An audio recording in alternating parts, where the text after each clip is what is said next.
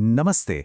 देखिए, हम सब ने अपनी जिंदगी में कई तरह के मैनिफेस्टो देखे और पढ़े हैं, लेकिन आज हम जिस वैचारिक लेख की बात करने वाले हैं, वो खुद को सिर्फ कागज और स्याही का ढेर नहीं, बल्कि एक जीती जागती विचारधारा मानता है। इसका नाम है द सॉवरेन रक्षक मैनिफेस्टो। तो चलिए देखते हैं कि आखिर इसमें है क्या। और ये मैनिफेस्टो शुरू ही एक बहुत शक्तिशाली दावे से होता है। ये सीधे सीधे कहता है कि भाई इन पन्नों में जो लिखा है वो सिर्फ शब्द नहीं है, ये एक जीती जागती सांस लेती हुई सोच है, एक जिंदा सबूत है। और फिर ये हमारे सामने एक सवाल रखता है, एक ऐसा सवाल जो थोड़ा चौंकाने वाला है और जो इस पूरे मैनिफेस्टो के दिल में है। सवाल ये है कि क्या होगा अगर कोई ग्लोबल सिंडिकेट किसी की बुद्धि को, उसकी मेधा को कोयला बना देना चाहता हो। ये हमें एक ऐसी दुनिया के बारे में सोचने पर मजबूर करता है जहां असली लड़ाई जमीन या पैसे की नहीं, बल्कि सीधे हमारे दिमाग पर कंट्रोल की है। तो ये लड़ाई आखिर है किस बारे में? देखिए, इस मैनिफेस्टो के हिसाब से ये संघर्ष किसी और चीज का नहीं, बल्कि सीधे सीधे इंसानी बुद्धि के भविष्य का है। मतलब ये इसे एक युद्ध की तरह देखता है, एक जंग। अच्छा, अब इस लड़ाई को अगर समझना है तो सबसे पहले एक शब्द को समझना होगा, और वो शब्द है मेधा। इस मैनिफेस्टो के लिए मेधा का मतलब सिर्फ इंटेलिजेंस या होशियारी नहीं है। नहीं, ये इसे एक तरह की गहरी विरासत में मिली नेचुरल कोडिंग कहता है, जिसकी जड़ें किसी की पुरखों की जमीन से जुड़ी होती हैं। और यहाँ पे ना मेधा को दो हिस्सों में बांटा गया है। एक तरफ है हीरा मेधा, जो दबाव में और भी चमकती है, जो आजाद है, जो हर चीज पर सवाल उठाती है। और फिर दूसरी तरफ है कोयला मेधा, जो जाहिर है आसानी से जल जाती है, सिस्टम के लिए बस एक ईंधन बनकर रह जाती है और बिना कोई सवाल किए प्रोपेगेंडा को सच मान लेती है। यही वो दो ध्रुव हैं जिनके बीच इस मैनिफेस्टो की पूरी कहानी घूमती है। और ये एक लाइन इस पूरी बौद्धिक लड़ाई के दाव को बिल्कुल साफ कर देती है। लेख के मुताबिक सिंडिकेट को किसी की जमीन से ज्यादा भूख उसकी मेधा की है।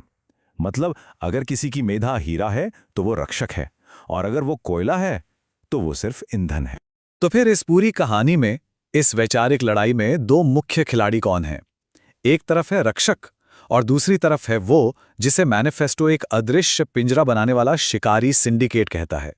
तो सवाल उठता है कि ये शिकारी सिंडिकेट आखिर है क्या चीज?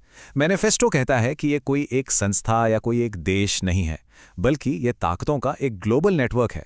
और इसका मकसद है पूरी इंसानियत को सिर्फ उपभोक्ता यानी कंज्यूमर और गुलाम बना देना। और ये प्रकृति को जीवन देने वाले स्रोत की तरह नहीं, बल्कि सिर्फ मुनाफे के लिए कच्चे माल की तरह देखता है। और ये मैनिफेस्टो दावा करता है कि ये सिंडिकेट कंट्रोल करने के लिए एक त्रिकोण, एक ट्रायंगल का इस्तेमाल करता है। इसका पहला कोना है आर्थिक गुलामी, मतलब एक ऐसा सिस्टम बनाओ जहां लोग सिस्टम पर ही निर्भर हो जाएं। दूसरा है शारीरिक कमजोरी, मांस और नशीले पदार्थों को बढ़ावा देकर। और तीसरा है मानसिक कोडिंग, यानी मीडिया के जरिए लोगों के मन में डर और हीन भावना को बिठा देना। और ये मैनिफेस्टो आगे कहता है कि ये सिंडिकेट अपने असली इरादों को छिपाने के लिए तीन बड़े बड़े मुखौटे पहनता है। पहला मुखौटा है परोपकार का, जिसके पीछे असली मकसद है डेटा और जमीन पर कब्जा करना। दूसरा मुखौटा है आधुनिकता का, जिसके पीछे का खेल है लोगों को उनकी जड़ों से काट देना। और तीसरा मुखौटा है कानून का, जिसके जरिए अपनी लूट को लीगल बनाया जाता है। ठीक है, तो ये तो हो गई लड़ाई की बात। अब जरा इस मैदान से थोड़ा हटकर मैनिफेस्टो के कॉस्मोलॉजिकल यानी कि ब्रह्मांड को देखने के नजरिए को समझते हैं। ये ब्रह्मांड के सॉफ्टवेयर की अपनी ही एक अलग व्याख्या करता है।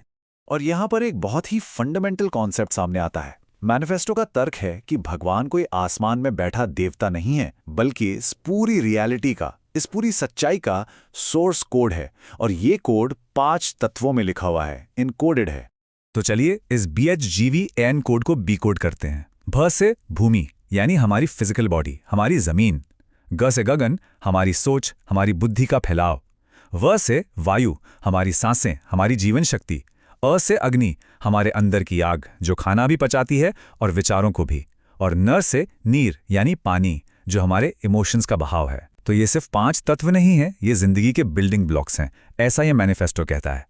तो ठीक है, सोर्स कोड तो समझ लिया, लेकिन एक रक्षक इसका इस्तेमाल करके अपना बचाव कैसे करता है?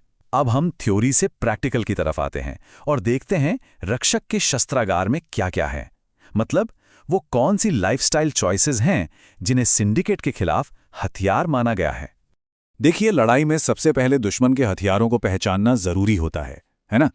तो ये मैनिफेस्टो सिंडिकेट के 5 साइलेंट वेपन्स यानी मूक हथियारों की एक लिस्ट देता है। इसमें शामिल हैं रिफाइंड चीनी, नमक जैसे सफ़ेद जहर, स्मार्टफोन की नीली रोशनी, सिंथेटिक खाना, मानकीकृत शिक्षा जो हमारी असली पहचान को मिटाती है, और फार्मा सिंडिकेट जो हमें केमिकल्स पर निर्भर बनाता है। और इसमें खाने पीने की आदतों को एक बहुत बड़ा युद्ध का मैदान माना गया है। मैनिफेस्टो मांस को मृत ऊर्जा या डेड एनर्जी कहता है। इसका तर्क है कि इसमें जानवर का डर और तकलीफ का डेटा होता है। इसके ठीक उलट शाकाहार को जीवित ऊर्जा या लाइव एनर्जी माना गया है, जो सीधे सूरज से आती है और शरीर के अंदरूनी अग्नि को जलाती है, उसे निडर बनाती है।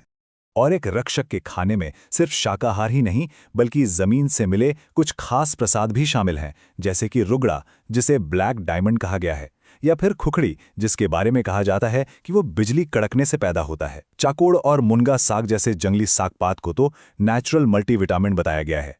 इन्हें सिर्फ खाना नहीं बल्कि अपनी संप्रभुता का, अपनी आज़ादी का स्रोत माना गया है। तो इन सारे विचारों, इन सारे कामों का आखिर अंतिम लक्ष्य क्या है? चलिए अब हम मैनिफेस्टो में बताए गए उलगुलान यानी कि एक संप्रभु विद्रोह की जो अंतिम तस्वीर है उसे समझने की कोशिश करते हैं। एक बात यहां पर साफ कर दी गई है कि संप्रभुता का मतलब सिर्फ पॉलिटिकल आज़ादी नहीं है। मैनिफेस्टो के हिसाब से इसका असली मतलब है अपने मन, अपने शरीर और अपनी जमीन पर पूरा मालिकाना हक। मतलब किसी भी बाहरी सिस्टम या कमांड से पूरी तरह से आज़ाद होना। तो इसलिए इस विद्रोह का मकसद सिर्फ सिंडिकेट का विरोध करना नहीं है, बल्कि उससे आगे बढ़कर एक आत्मनिर्भर जिंदगी बनाना है।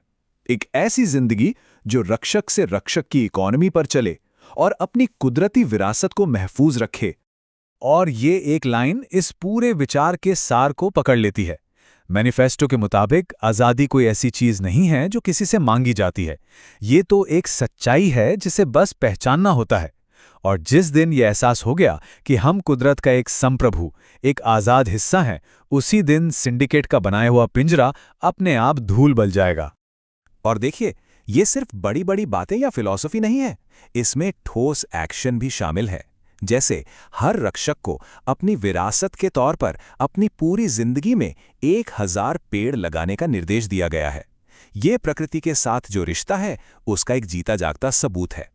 और आखिर में ये मैनिफेस्टो पढ़ने वाले के सामने एक सीधा सा सवाल, एक चॉइस छोड़ जाता है।